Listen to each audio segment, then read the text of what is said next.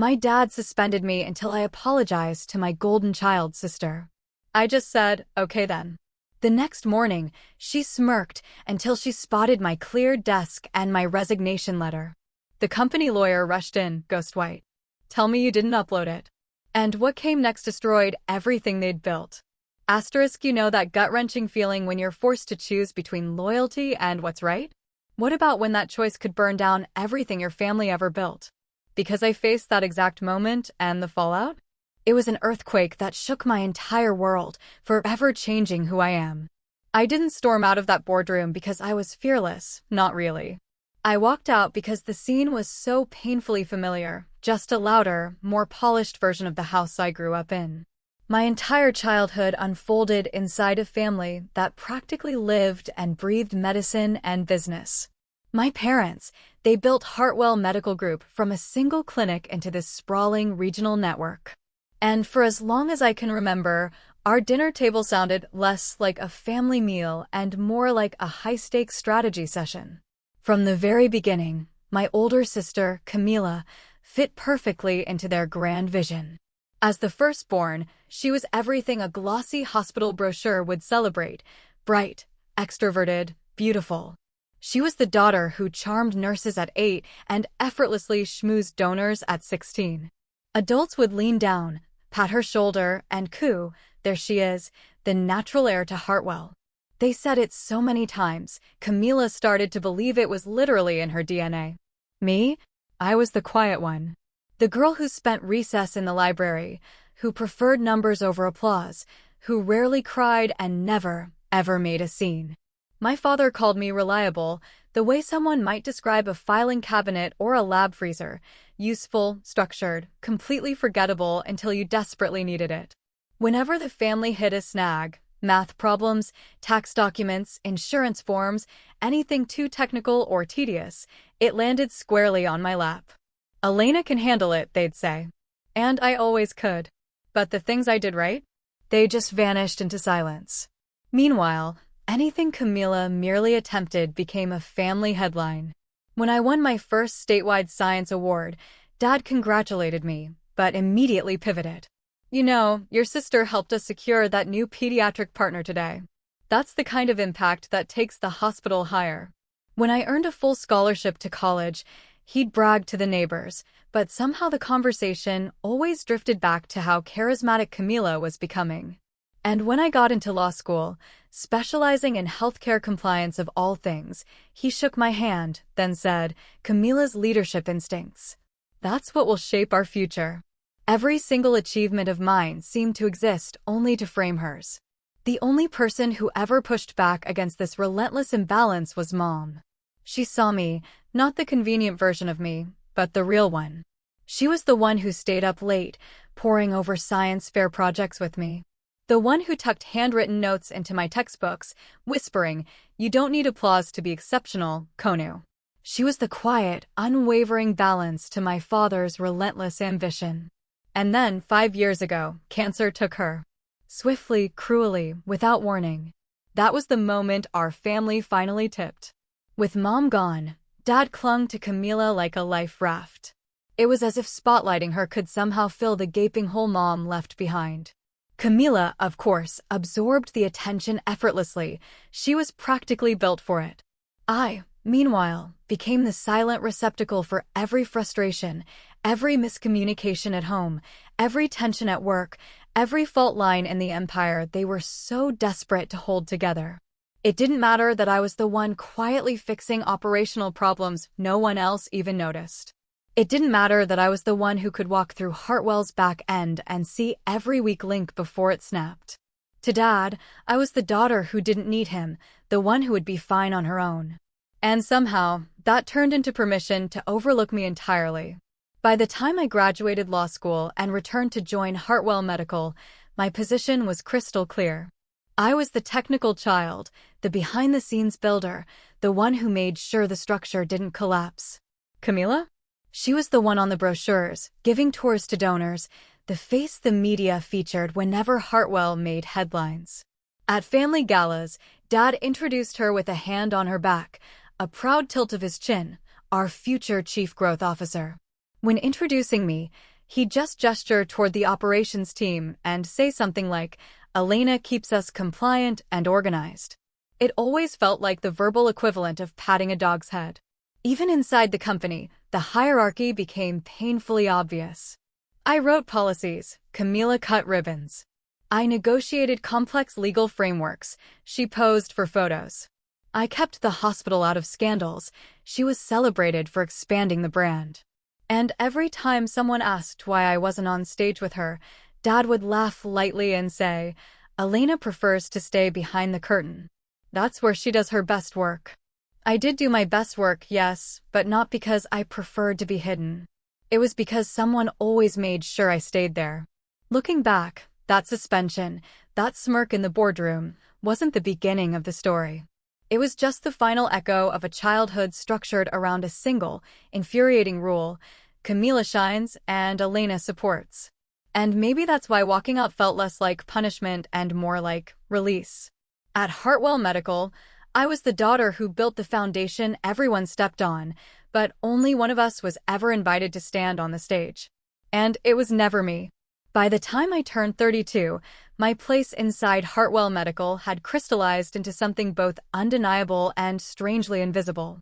I had risen to become Chief Compliance and Risk, a title that sounded heavy on paper but felt weightless inside a family that measured worth by headlines and photo ops. Still, I poured myself into the work, not to impress them, but because someone had to care about the parts no one else wanted to see.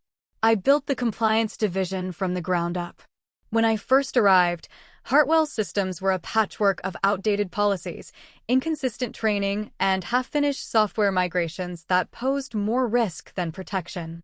Over the years, I reconstructed everything: risk matrices, quality controls, internal audits, HIPAA safeguards, whistleblower channels, and real-time monitoring that actually flagged unethical patterns before they metastasized. My work wasn't glamorous, not by a long shot. But it was the reason Hartwell managed to avoid 3 catastrophic lawsuits that could have bled the entire network dry. A surgeon's unnecessary procedure pattern caught early. A department's double billing for anesthesia units shut down before the insurer even noticed. A data breach attempt aimed at our pediatric clinic blocked because of a firewall protocol I'd insisted on upgrading. The federal inspections that used to make administrators sweat bullets eventually became routine, almost boring. Our scores climbed into the top tier, and the inspectors started referring to Hartwell as the model system other hospitals should mimic. But outside my small department, hardly anyone knew why. Nurses and medical assistants trusted me in a way they didn't trust the execs. They whispered concerns to me because they knew I wouldn't force them into pushing unnecessary tests to improve revenue. I protected more than patients. I protected the people actually doing the healing. Meanwhile, Camila was busy becoming the face of Hartwell. While I worked through policies, she crafted campaigns, sleek billboards, social media pushes, a fast-track wellness program designed to lure younger patients with the promise of quick, low-cost diagnostics. She was on TV at least twice a month, talking about growth trajectories and patient-centered branding. Her hair always perfect, her voice always bright. Local magazines wrote features on her: the visionary behind Hartwell's expansion, Colorado's rising healthcare star, the woman reimagining modern medicine. And every time, the quotes from my father grew more extravagant. "Camila is the strategic heart of Hartwell," he told one reporter, as if reading from a script he'd rehearsed for years. She inherited her mother's grace and my instinct for leadership. And I would often scroll through these articles quietly, noticing the single line where my name occasionally appeared, a footnote, and after that, Elena Hartwell oversees compliance operations. No details, no recognition, just a line that sounded like I kept track of filing cabinets. The irony was almost comical. Camila built the image. I built the infrastructure that kept that image from collapsing. But in Hartwell Medical, and in my father's mind, the image was the empire. So Camila rose, and I held the ladder steady beneath her, unseen. The gap between us widened with every gala speech, every board luncheon, every partnership announcement featuring her smiling face. At work, it became routine. She'd walk into meetings late, offer bold but shallow ideas, and leave early for media appearances, while I stayed behind to translate her promises into something legally survivable. People assumed I preferred the shadows. They didn't realize I'd been raised there. One night, that truth hit me harder than usual. It was past 11 p.m., and the hospital halls had settled into that eerie quiet only medical buildings have. The steady beeping monitors, rolling carts in the distance, the occasional intercom announcement drifting from a different floor.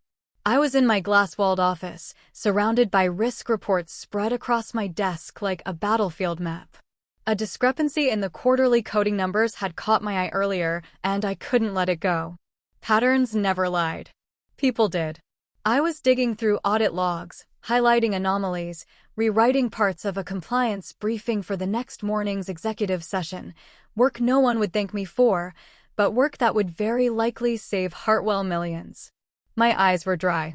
My ponytail was falling apart, and my dinner was a forgotten protein bar somewhere under the papers. I leaned back, rubbing my temples, and glanced out the window toward the visitor parking structure. That's when I saw her, Camila, laughing with two marketing staffers, strutting across the lot in her tailored coat, heels clicking like she was walking on a runway. The hospital had just bought her a new electric sports car as a retention incentive. The headlights lit up as she unlocked it, casting a bright white glow across the concrete. She slid into the driver's seat, hair glowing under the street lamps, and zipped away into the night like the star of a movie. I watched her taillights fade into the dark while my office lights reflected faintly in the glass. Me inside, still working, still holding everything together, still invisible. And for the first time in a long while, I felt the smallest fissure open inside me. A quiet, terrifying recognition that no matter how much I built, protected, or repaired, I would always be introduced as the daughter who keeps things organized. The daughter behind the curtain. The daughter they assumed would never walk away. They had no idea how close they were to being wrong. The night I saw Camila glide out of the parking lot in her brand new sports car, I had no idea how quickly the shine of her latest victory would rot once I dug beneath the surface. The first crack appeared 2 days later during what should have been a routine internal audit of our new insurance partnership, the same one Camila proudly paraded across every news outlet in Colorado. On paper, the deal was dazzling: increased reimbursements, expanded coverage options, streamlined billing workflows. But the moment I opened the contract file and began reviewing the appendices, something twisted in my stomach. The language was too polished, too vague in the places that mattered, too generous in all the wrong ways. I'd seen this pattern before. I'd also watched hospitals collapse because of it. The deeper I read, the more the contract revealed its teeth. Hidden inside the reimbursement structure was a clause that encouraged upcoding, assigning higher-paying diagnostic codes for conditions that weren't severe. Another section incentivized physicians to extend patient stays under the guise of enhanced observation, even when patients were clinically ready for discharge. And then there was the quota, a chilling line tucked beneath a table of performance metrics. If Hartwell failed to meet projected revenue increases, the insurance partner could impose financial penalties or withhold bonus reimbursements. It was the kind of clause written by people who understood exactly how to weaponize desperation. Beneath the glossy branding Camila sold to the press, this wasn't a partnership. It was a trap, and one that could destroy both patients and staff. I didn't want to jump to conclusions, so I spent the next week quietly gathering context. By the third day, 2 residents, stressed and hesitant, knocked on my door. They closed it behind them and sat down, fidgeting with their ID badges. "Dr. Hartwell," one whispered, "we're being pushed to order way more imaging than we normally would. Labs, too. Stuff that doesn't make sense clinically." The other nodded. "Our attending said it's part of the new initiative to strengthen reimbursements. We're uncomfortable." They didn't say Camila's name, but they didn't have to. Her fingerprints were all over anything that promised revenue jumps. After they left, I opened the analytics dashboard and pulled data from the past 6 months. At first glance, everything looked normal until I filtered by department. That's when the pattern hit. Like a punch to the ribs. Diagnostic imaging volume had spiked 40%. Overnight observation stays had jumped in 3 different clinics. High-severity billing codes appeared in places that had never used them before. Even more disturbing, the changes began exactly 1 week after Camila's partnership contract went into effect. Patterns don't lie. People do. I dug deeper. Email logs, meeting transcripts, billing team memos. And then I found it. The smoking gun. An internal email chain from Camila to the billing department, marked high priority. It read, "We need to be more flexible with coding to protect revenue flows during the first 2 quarters. If a condition falls into a gray area, code upward. We must demonstrate strong financial performance to maintain leverage with our insurance partners. Let's do what's necessary." Flexible. Gray area. Do what's necessary. It was textbook corporate fraud dressed up in marketing language, and she had signed it with a smiley face. I sat there for a long time, staring at the screen, feeling something sharp and ice-cold settle in my chest. This wasn't a misunderstanding. This wasn't sloppy execution. It was a deliberate, systemic scheme. And if federal auditors found it before we self-reported, Hartwell Medical wouldn't just face fines. We could lose insurance contracts, face criminal exposure, and implode. And, because I was chief compliance and risk, the blame would land squarely on my shoulders. That night, I stayed in my office until after midnight, preparing what would become an 80-page internal report. It outlined every irregularity, every inflated code, every policy violation, every data trend that pointed to coordinated insurance fraud. I triple-checked every citation, every appendix, every time-stamped email. When I finally submitted the report, I didn't send it quietly. I sent it to my father, the board, and the ethics committee simultaneously. I attached a formal recommendation: 1. Immediate suspension of the fast-track reimbursement initiative. 2. Full independent audit. 3. Voluntary disclosure to regulators and insurance partners. Within an hour, my father called an emergency meeting. He didn't even look at me as I walked into the conference room. Camila was already there, red-faced and seething. The instant Dad finished skimming the report, she exploded. "Are you out of your mind? Do you realize what you've done? You're sabotaging everything Dad and I built. You always do this. You look for problems because you don't know how to handle success." Her voice echoed off the glass walls. The executives stared at the table. My father finally looked up at me, but there was no warmth, no confusion, only disappointment polished into something sharper. "Elena," he said slowly, "why do you insist on making everything so complicated?" Complicated. That was the word he had used my entire life. Not careful. Not thorough. Not ethical. Just complicated. Behind his tone was an accusation older than either of our job titles, that I was the daughter who always created storms where he wanted sunshine. That I was the reason harmony broke. That if I just kept quiet, just looked away, just let it slide, everything would be easier. But easier for whom? For Camila? For him? For a hospital that was slowly turning into a machine that squeezed money out of people who trusted us? I looked at the man who taught me to take care of patients before profits. And for the first time, I realized he didn't want the truth. He wanted obedience. And that was the moment something inside me went still. Not angry, not hurt, just still, like the calm before something irreversible. They didn't know it yet, but they had already lost me. The emergency board meeting felt less like a professional gathering and more like a tribunal arranged for a predetermined verdict. I walked into the glass-walled conference room with my binder of evidence tucked under my arm, still foolishly believing that data, ethics, and law would matter. They didn't. Not in that room. Not with those people. The board members sat stiffly, eyes flicking between their printed copies of my 80-page report and my father's expression, as if waiting for cues on how outraged they were supposed to be. My father stood at the head of the table, hands braced against the polished wood, jaw tight. Camila sat beside him, arms crossed, her expression a perfect blend of triumph and wounded innocence. When my father finally spoke, he didn't mention the fraudulent coding, the inflated stay durations, or the smoking gun emails. He focused instead on something else entirely.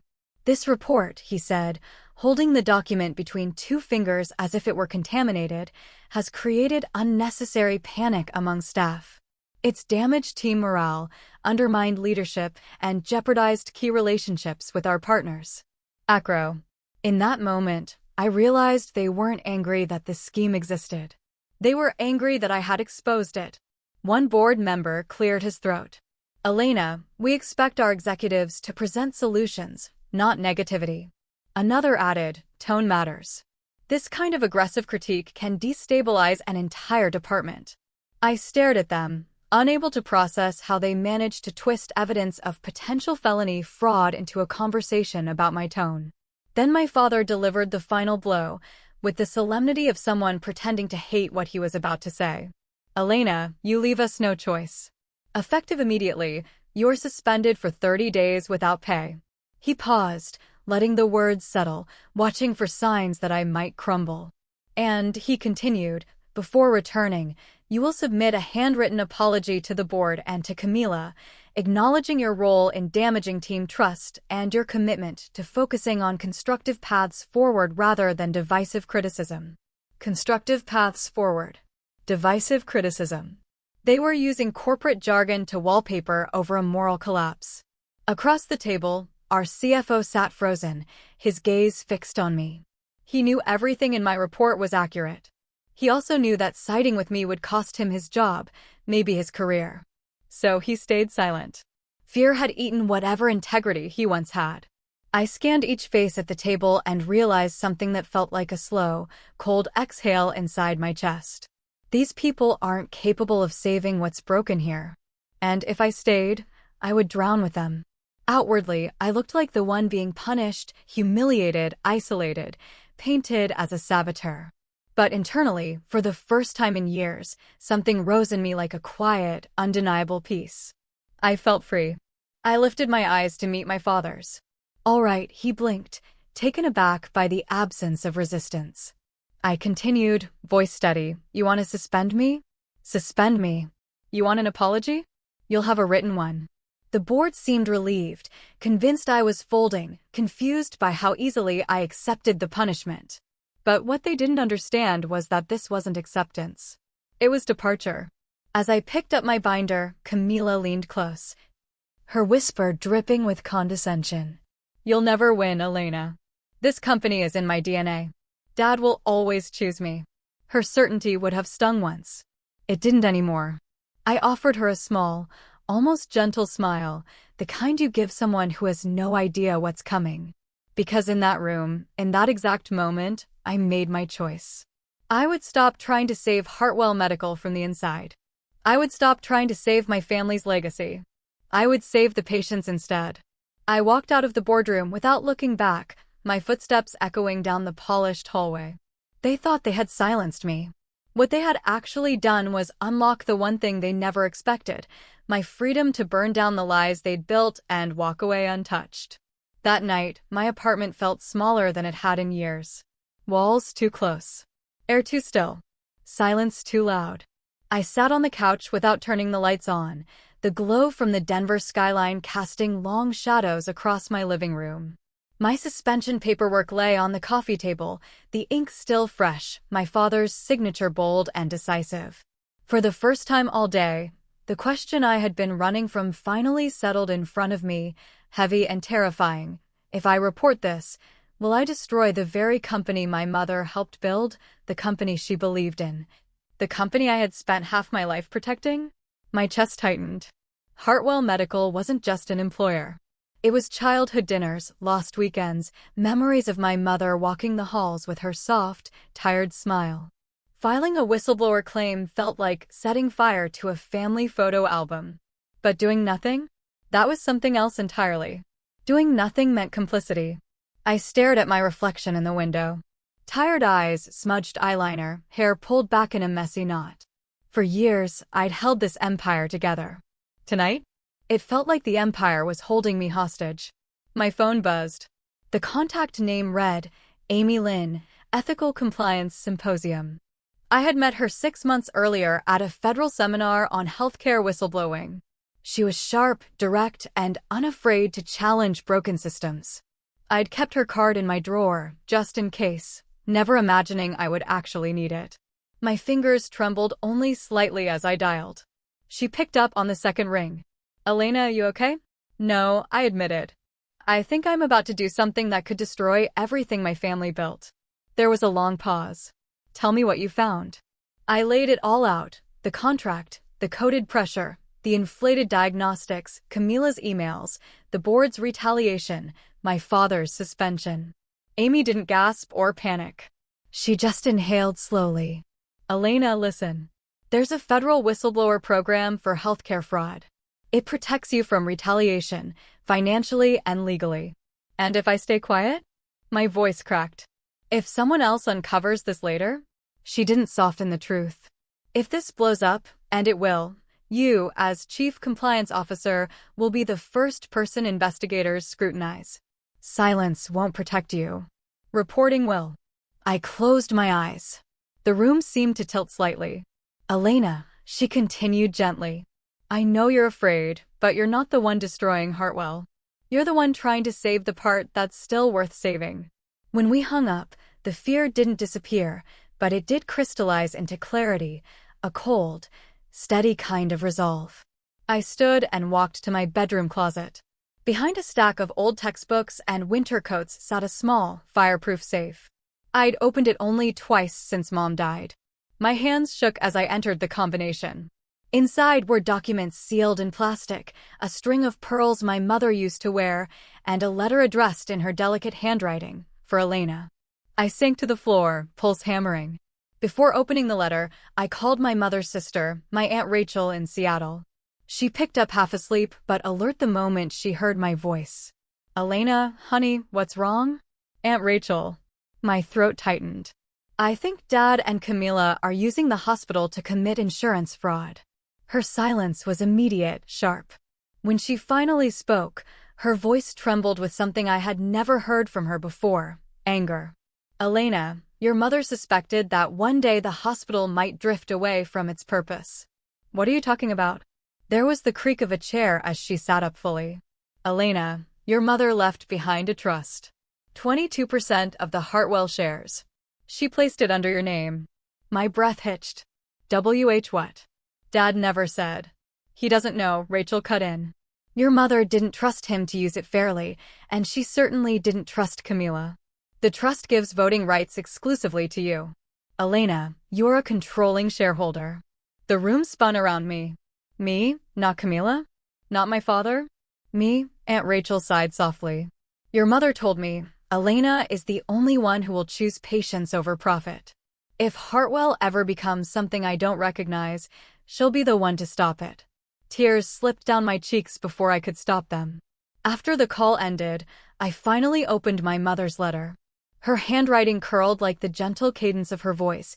If Hartwell Medical ever becomes a place your heart no longer recognizes, you have the right and the responsibility to stop it. Not through loyalty to us, but through loyalty to the people we meant to serve. At the bottom, do what's right, Konu. Not what's easy. I pressed the paper to my chest. Mom had known. She had seen the future long before I did, and she had armed me for it.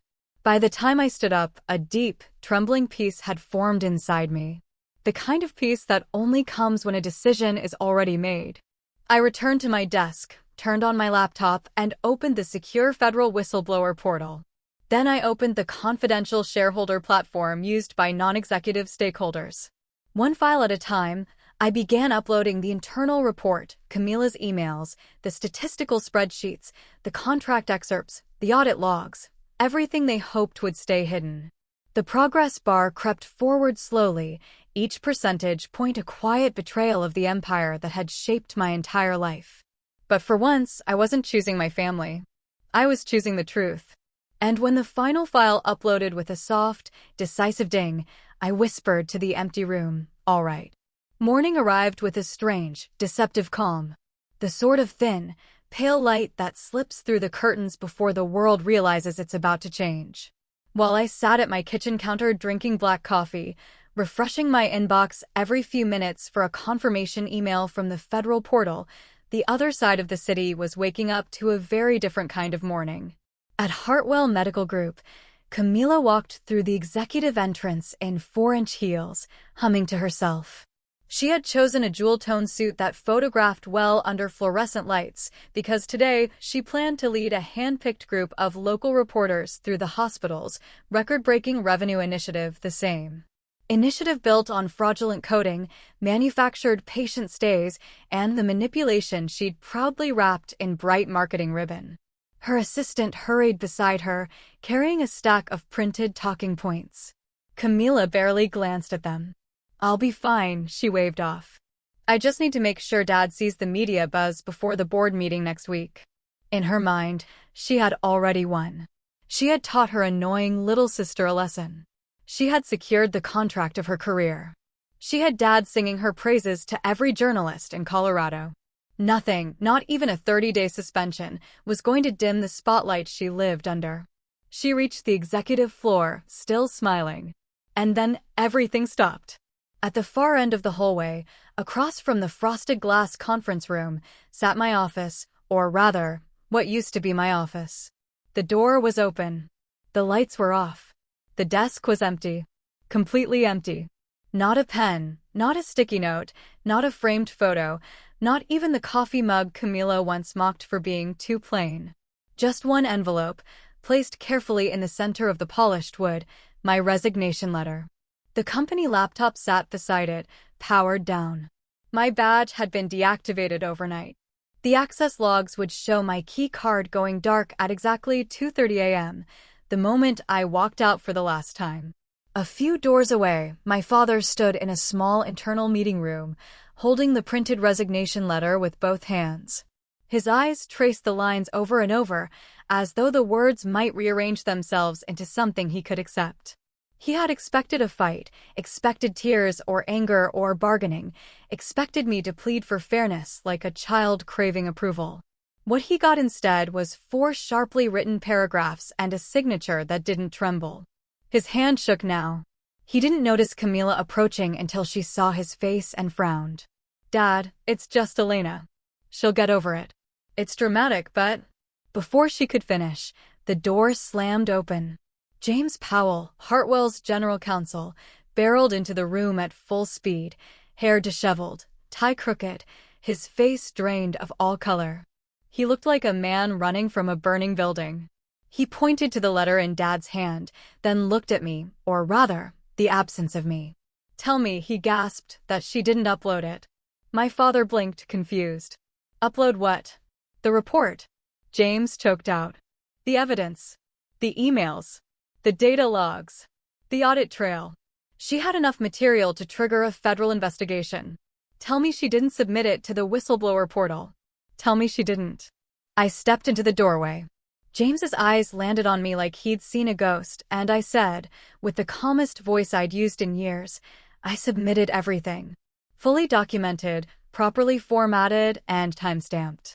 The federal portal has already acknowledged receipt." James sank into the nearest chair. Camila's face twisted. You what?" I ignored her and continued, turning to my father. "As the voting authority for my mother's trust, which holds 22% of Hartwell's shares, I have formally requested that the independent board committee initiate an internal investigation immediately." The silence that followed was not the expensive, polished silence of boardrooms. It was the stunned, yawning silence of a cliff cracking before it collapses. My father's lips parted. "Voting authority? Elena, what are you talking about?" I met his gaze without flinching. "Mom didn't trust you or Camila to protect the hospital's ethics. She trusted me." Then the sound started. At first, just one ping from the iPad in the corner. Then another and another. And suddenly, like a chain reaction, every device in the room began vibrating, pinging, ringing. Phones, tablets, laptops, the wall-mounted board screen. Notifications flooded in. Ding, ding, ding, ding, ding, ding. James looked at his phone and paled even further. "It's the Office of Inspector General," he whispered. "They've confirmed a whistleblower submission involving Hartwell Medical." Another ping. "The independent board members," he gasped, "they're calling for an emergency session." Ping. "Camila is barred from attending." Ping. "Compliance freeze order. All financial activities under review." Ping. Insurance partners requesting clarification on coding discrepancies. It was like watching a dam rupture in real time. Camila reached for my arm, desperate now. Elena, stop it. Fix it. You can fix this. Your compliance. You know how to make things disappear. I stepped back. I'm not your cleanup crew anymore. My father looked like someone had taken a scalpel to the foundation of his world. Elena, please. We can discuss this. Not like this. Not, I held up a hand. No. For years, you told me to stay quiet, to be supportive, to avoid making things messy. I gestured to the barrage of alerts exploding across the room. This is what happens when you choose silence over integrity. And then the final notification appeared on the boardroom screen, large and impossible to ignore. Independent board resolution. Emergency investigatory hearing today. 3 p.m. Mandatory appearance, CEO, Hartwell. Exclusion, Chief Growth Officer, Camila Hartwell. Subject of review. Camila gasped like she couldn't breathe. My father sat down slowly, resignation letter still in his hand. And I walked out. Steady. Collected. Unbroken. Knowing this was only the beginning. The emergency hearing was held behind the heaviest doors in the executive wing, thick, oak, soundproofed, the kind of doors meant to shield powerful men from consequences. But today, nothing inside that room could be shielded. When I entered, the atmosphere was already tense, thick enough to taste. The long conference table, usually set with sparkling water and curated fruit bowls, was stripped bare. No hospitality, no polish, just scrutiny. My father sat at the head of the table, shoulders squared but clearly trembling beneath the facade. Camila sat beside him, eyes wide and rimmed with smeared mascara, her composure cracked clean through. On the opposite side were two independent board members, both stone-faced, and James Powell, the general counsel, flipping through printed pages with the dread of someone preparing for an autopsy. There was one empty seat waiting for me, not as an employee, not as the chief compliance officer they had suspended, but as a voting shareholder, the legal voice my mother had left behind. I took the seat without greeting anyone. The senior board member, Miss Albright, adjusted her glasses and began without ceremony. We have convened this closed session to review evidence submitted to federal authorities and to evaluate internal misconduct involving Hartwell Medical Group. Miss Hartwell, she nodded toward me, is here as a voting representative of the Lynn Hartwell Trust. My father bristled. She is also my daughter. Miss Albright didn't blink. Today, she is a shareholder, nothing more. Camila shifted uncomfortably. The board members began reading. Through the documentation on the table, my 80-page internal report, annotated emails, data graphs, timelines, risk assessments. The silence twisted until it snapped. Mr. Farrow, the second independent board member, dropped Camila's printed email onto the table. This message, instructing the billing team to code upward to protect cash flow. Is this your directive, Ms. Hartwell? Camila swallowed hard. It was a suggestion, a motivational note. It wasn't meant literally. It resulted in systemic falsification of medical codes, he said flatly. Patients were miscategorized. Billing records inflated. Insurance fraud indicators triggered across 3 departments. My father slammed a hand on the table. You're taking this out of context. Camila is young. She's still learning. Miss Albright held up another page. These signatures, approving the program expansion. These are yours, Dr. Hartwell. He stiffened. I sign off on dozens of strategic initiatives every week. I trust my team. You trusted your daughter, I said quietly. His head whipped toward me. Elena, don't you dare. I didn't raise my voice. I didn't need to. You trusted her so blindly that you didn't notice she was turning Hartwell into a machine built to squeeze money out of patients who trusted us. You let her treat state and federal law like they were optional, like they were PR suggestions. The room froze. My father stood abruptly, pointing a shaking finger at me. You're destroying everything I built. Everything your mother believed in. You think you're saving this place? You are burning it to the ground. I stood too, matching his height, but not his volume. Dad, you destroyed it the moment you let Camila play CEO because she smiled for the cameras. You destroyed it when you stopped looking at patients and started looking only at branding. You destroyed it the moment you valued profit more than the law. He flinched, and for the first time I saw fear, not of me, but of losing the empire he'd sacrificed everything for. The General Counsel cleared his throat shakily. With federal regulators now involved, Hartwell is exposed to criminal and civil penalties. Potential exclusion from Medicare and insurance networks. We could lose contracts, face public sanctions. Camila gasped. Criminal? That's not my fault. I did what Dad told me. He always said growth was the priority. He said I had the instincts. Camila, Miss Albright interrupted sharply. This is not the moment to redirect blame. Camila's mouth snapped shut. The board members exchanged glances, and then the verdict came. Not emotional, not dramatic, simply administrative. In the interest of protecting Hartwell Medical Group during the federal review, Miss Albright began, "We are implementing the following measures effective immediately. 1. Dr. Hartwell will step down as CEO for the duration of the investigation. 2. Miss Camila Hartwell will be suspended from all leadership roles and restricted from contact with billing, finance, or compliance departments. 3. Miss Elena Hartwell is invited to serve as an independent compliance advisor to assist with restructuring." The room held its breath. My father stared at me, ghost pale. You planned this. You wanted my downfall." I shook my head. I wanted accountability. I wanted safety for our patients. I wanted us to honor the values you and Mom raised me with. My voice softened. You chose not to. Camila's chair scraped violently as she stood. Don't pretend you're the hero, Elena. You've always been jealous. You hate that Dad believed in me. I turned to her. If Dad believed in you, he should have taught you responsibility, not encouraged your recklessness. He should have taught you the law, not how to skirt it. Her face crumpled. Miss Albright looked at me again. Your guidance would help stabilize this organization. Will you assist us? The answer was already there, waiting, solid and clear. No, I said. I will fully cooperate with federal investigators. But cleaning up the mess?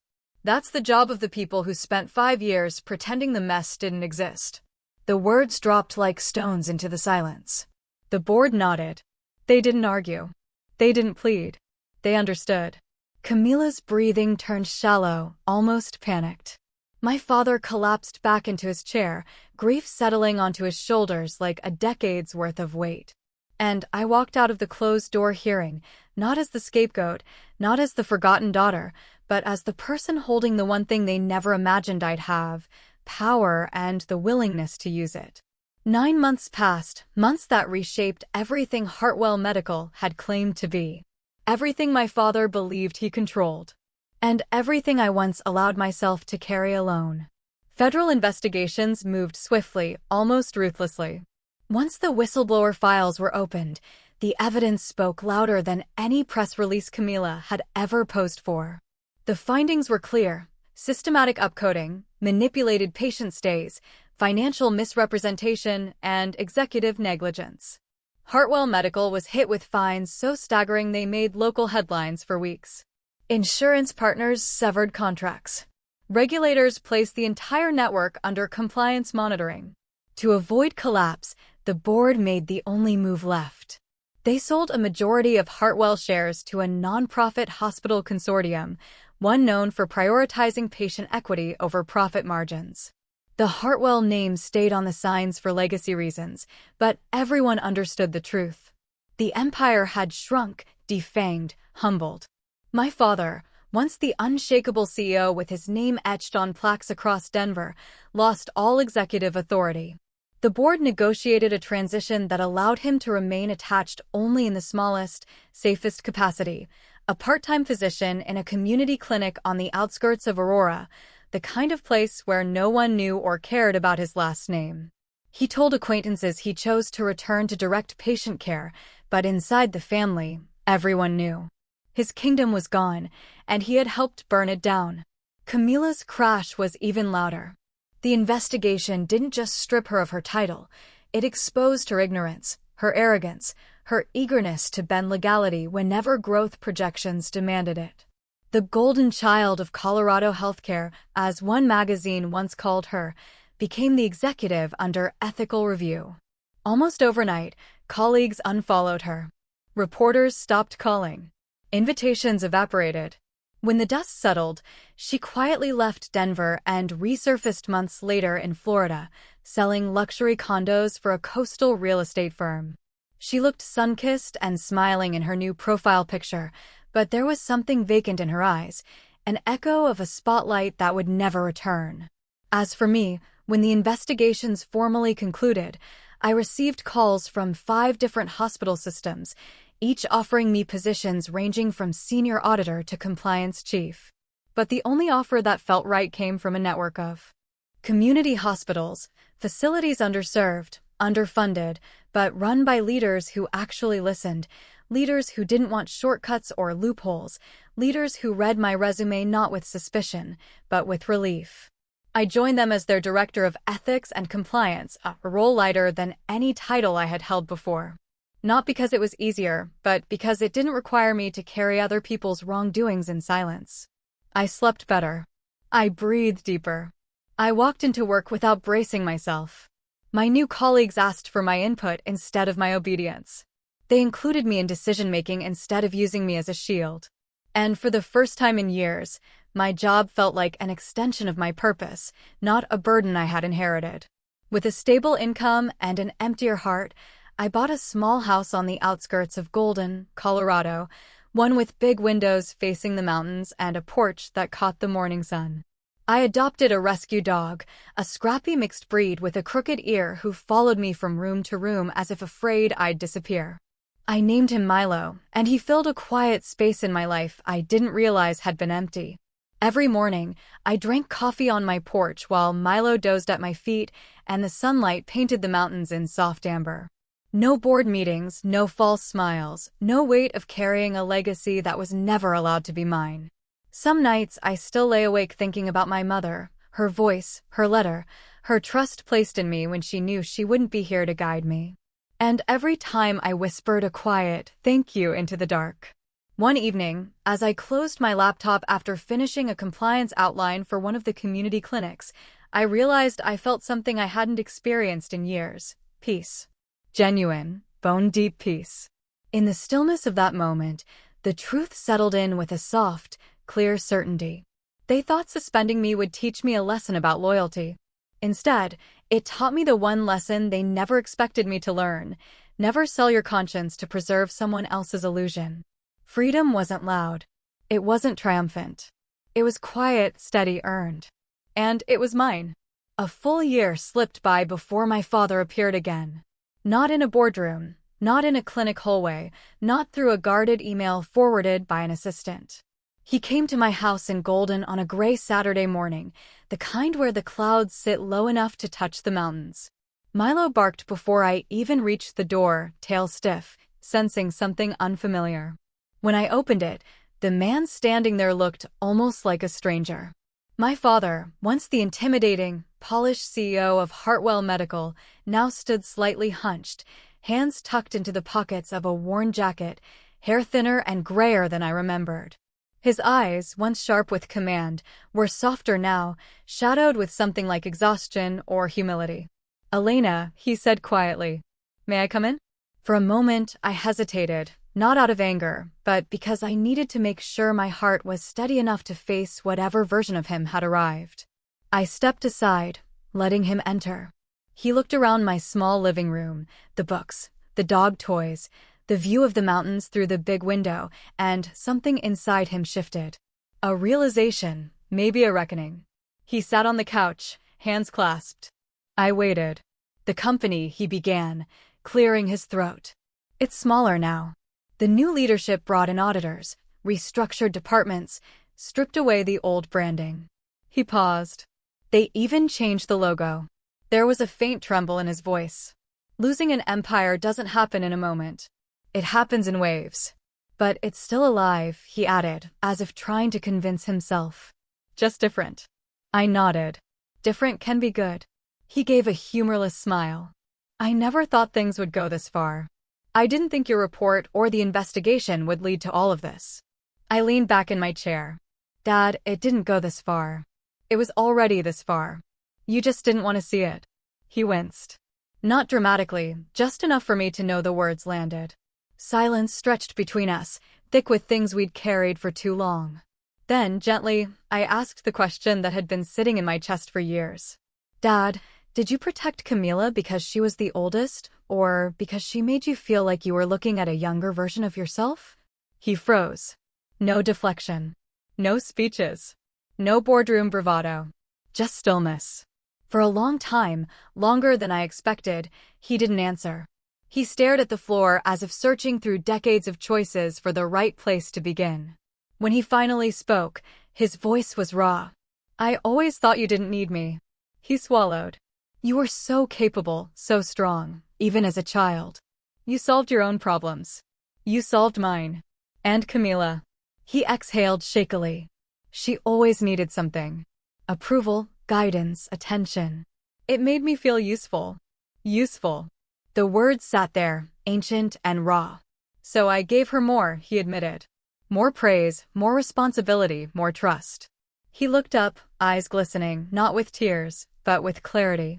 And I didn't realize I was taking those things away from you. I didn't speak. I let him continue. You were the strong one, he whispered. I leaned on that. Leaned too hard. And by the time I realized what I'd done, it was easier to let things stay the way they were. Easier for him, exhausting for me. I took a slow breath. Dad, I'm not coming back. Not to Hartwell. Not to fix anything. Not to repair the public image. None of that. He nodded, almost expecting it. If you want a relationship with me, I said, steady and clear, it has to start with listening. Not negotiating. Not strategizing. Just listening. My father's face crumpled slightly, not broken, but softened in a way I had never seen. A man stripped of titles, excuses, and defenses. Elena, he murmured, voice trembling for the first time in my life. I regret that I let my strongest daughter become the one who had to protect herself. For years, I had imagined what it would feel like to hear him say something like that. I thought it would hurt or heal or satisfy some buried ache. But instead, it simply felt real. Simple. Human. A truth long overdue. I didn't forgive him in that moment. Healing doesn't happen on cue. But I let him sit there in my living room, in the quiet he'd never allowed between us before. Outside, the mountains stood steady and unmoving. Inside, something old finally shifted.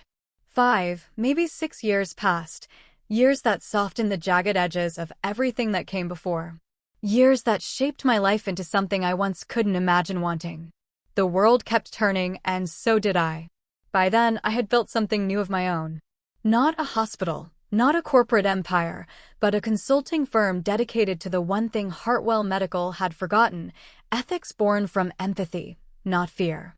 My company specialized in helping family-owned healthcare organizations transition leadership without repeating the quiet, generational failures I grew up inside. I taught boards how to separate love from responsibility, ambition from harm, and legacy from ego. Fathers brought daughters to my workshops. Mothers brought sons. Siblings came together, not to compete, but to learn how not to destroy each other. I helped them rebuild what power and pride had eroded. And in doing so, I rebuilt parts of myself. My father attended one of my conferences for the first time on a crisp autumn morning. He didn't tell me he was coming. I spotted him only at the end, sitting in the last row, hands folded, listening with the quiet focus of a man finally willing to learn rather than lead. When the session ended, he didn't rush to the front to introduce himself or to pose for a photo. He waited until the crowd thinned. Only then did he approach, slowly, cautiously, as if he wasn't sure he had the right to interrupt the space I'd created. He didn't offer advice. He didn't apologize again. He didn't try to claim anything. He simply wrapped his arms around me in a brief, careful hug and whispered, "You turned your pain into something that helps people live better. Your mother would be so proud." It was not dramatic. It was not the climax of a movie. It was small, human, and real. And that was enough. Our relationship, not broken, not fixed, settled into something honest. We had dinner every so often, the conversations drifting between books we were reading, cases he handled at his clinic, and the tomatoes he was learning to grow in his backyard. The topics we once used as armor, business, strategy, success, were quietly retired. Hartwell Medical existed between us not as an empire or a wound. It was simply something that had happened, something we survived. He never asked me to help rebuild it. I never offered. That chapter had closed. And somewhere in those quiet dinners, in the laughter over shared meals, and the silence we no longer feared, something else grew, a reclamation of what family could be when ambition stopped suffocating it. Many nights after finishing a consultation session or reviewing governance notes, I'd sit alone in the small office of my firm. No Hartwell crest on the door, no legacy looming over my shoulder. Just my name, plain, steady, entirely mine, and a team of people who trusted me because of who I was, not whose daughter I had been. I would lean back in my chair, close my eyes, and let the stillness settle around me. And in that quiet, I found the words that felt true enough to end my story with, the words I now speak to anyone who finds themselves caught between loyalty and justice. My father wanted my apology to keep the peace, to keep the surface smooth, to keep the silence alive. I said, all right, but not of the game he set. I agreed with myself because silence in the face of wrongdoing isn't neutrality. It's participation. Sometimes what breaks everything they built isn't betrayal, it's the truth.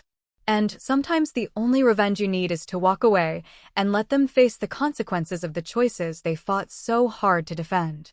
Years after the boardrooms, the accusations, the investigations, I sit in my own office, sunlight on the desk, Milo asleep by the door, my small team laughing in the hallway. There is no title to fight for, no empire to inherit, no father's approval to chase. There is only the life I chose. And for the first time, the life that finally chose me back. No one can suspend me now.